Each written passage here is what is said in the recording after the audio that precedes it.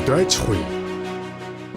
Эрүүл хүнс түүхийд бүтээгдэхүүнээр дотоодын хэрэгцээг хангах, экспортын чиг баримжаатай хүнс хөдөө аж ахуйн бүтээгдэхүүн үйлдвэрлэл технологийн паркийг байгуулж, орон нутгийн хөгжлийн төвүүдэд үйлдвэрлэл үйлчилгээ, худалдаа, биерж, тээвэр логистикийн цогцлборыг кластераар хөгжүүлнэ.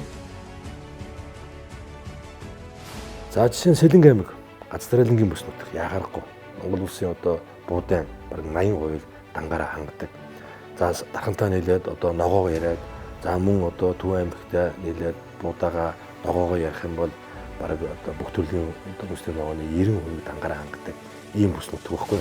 Манай төсвийн хэллэгээр харах юм бол сүүлийн одоо үндсэндээ 10 жил Монгол улсын засгийн газар 5 төрлийн удаа аж ахуйн бүтээгдэхүүн дээр урамшуул өгч байна.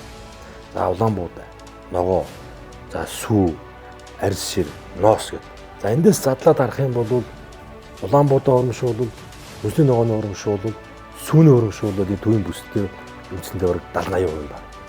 Өөрөөр хэлбэл том зах зээлүүдтэй холбоотой.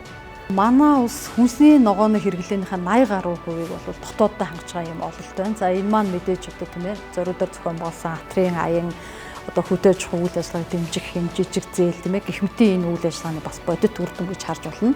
Атрийн одоо 4 аян өрсөн 60 жилийн түүхтэй газар тариалангийн салбар байна.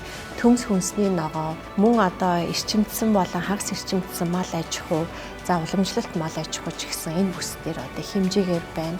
Одоо Бат сүмбэр сумаас ахуулаад Мандал сүм одоо их хэмжээний сүүгээр одоо Улаанбаатарыг тэр чигт нь хангаж байгаа ийм нөөц болцоо байна.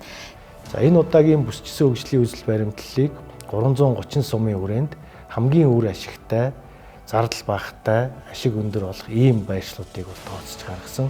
Хүн амын нутагшил суурьшлийн оновчтой тогтолцооны хүрээнд бид 21 аймгийн төв дээр нэмэх нь сум дундын төвийг бол бүсчсэн хөгжлийн үзэл баримтлалын хүрээнд санал болгож байгаа.